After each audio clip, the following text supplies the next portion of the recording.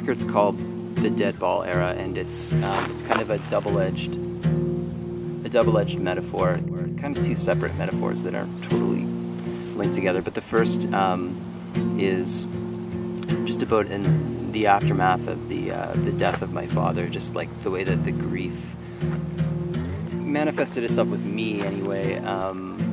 Was I would have these dreams in which, you know, he would be in the dreams, but within the dream it was like I kind of knew that he was gone, and it was kind of like he was there, but I couldn't really communicate with him.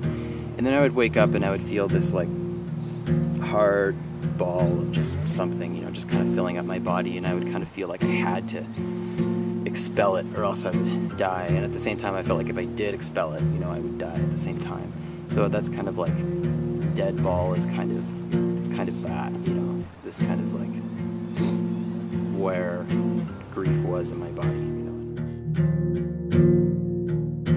And the other one is this era in baseball from the early 20th century up until about 1918, 1919, in which the infield game really ruled, because the ball that they used in the major leagues, they would use the same ball throughout the entire game for the most part. People in the stands, if you caught a foul ball, you'd have to throw it back, or else they would like harass you.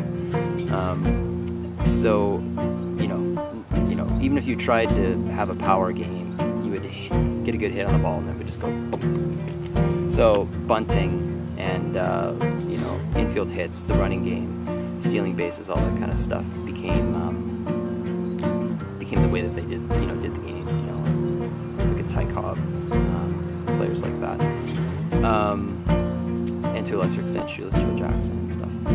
But so that for me is kind of like a metaphor of not necessarily limited expectations, you know, because I don't ever try to go into a project thinking like that, but just kind of, I don't know, quieter expectations. And this will be lame, but trying not to hit it out of the park.